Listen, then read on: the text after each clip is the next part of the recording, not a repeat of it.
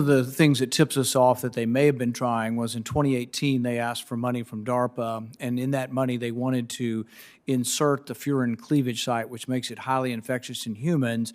So if they had the idea of that, they're asking for money, they must have thought, wow, we can do this, and this is going to be a great experiment.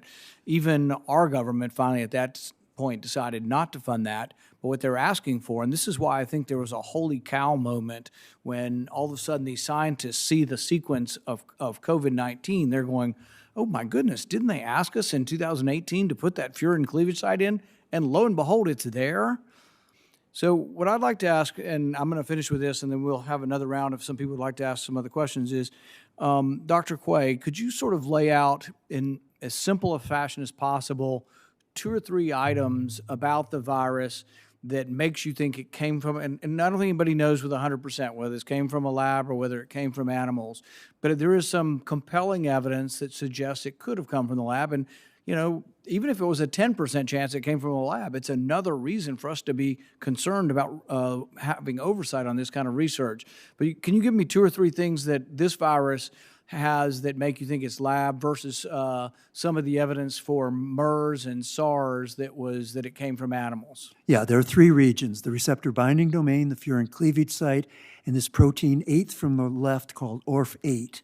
With respect to the receptor binding domain, if you look at what happened with SARS-1, we have the virus sequence when it first was in civet cats in the markets, jumped into a few humans. We have the virus sequence then. It started infecting more. And then we have the virus sequence when a human-to-human passage could occur and an epidemic occurred. And so you can see the progression of mutations as the virus adapted from being in civet cats and then being in humans. The first jump into humans, it had only 15% of the mutations it needed to support an epidemic. Okay, let's flip to SARS-CoV-2. When you look at the virus that first entered the human population, out of all of the changes in the receptor binding domain, there are 200 amino acids, 4,000 possible changes. There were only 17 mutations that could make it a better virus. Its receptor binding optimization was 99.5%. And in fact, one of the 17 ended up being the Delta variant.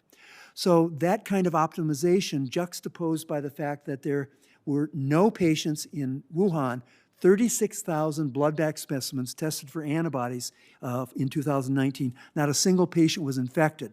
Let's go back to SARS-1. 20% of all people in the markets were infected while the virus was practicing to set up an epidemic, 1% of the general population. So we would have expected 360 in the general population. In Wuhan, we had 0. Furin cleavage site has obviously never occurred in this related viruses, sarbecoviruses, that split from their cousins, the MERS viruses, around the time of William crossing the channel, 10,060. That was when the sarbecoviruses came. So there's never been a furin cleavage site, and the genetic sequence of it uses a code that's never been used, the CGG dimer as it's called, which has never been used before. Finally, ORF8, this protein that goes into the bloodstream and suppresses interferon response, so you're asymptomatic, and suppresses AHC antigen presentation, so you can't make good antibodies.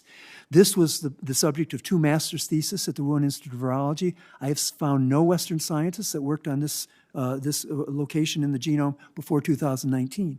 And the protein is not present in MERS. It has a 5% homology in SARS-1. Between SARS-1 and SARS-2, there's a protein there, but it's only 5% homologous.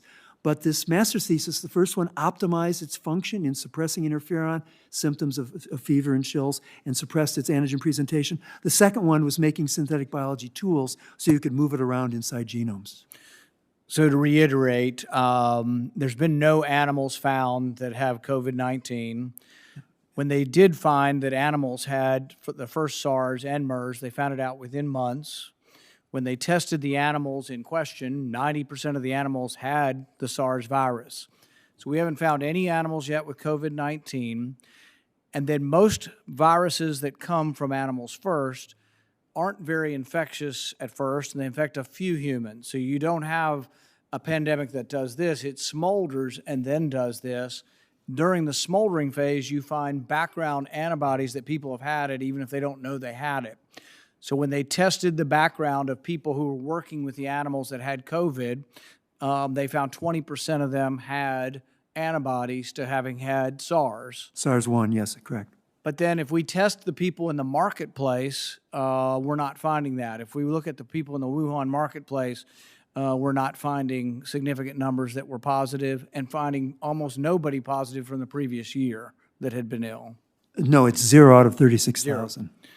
Thank you. Why don't we do a second round, and why don't we start, we'll go the same order. Senator Johnson? Dr. Quay, how did we find out about the Nipah virus?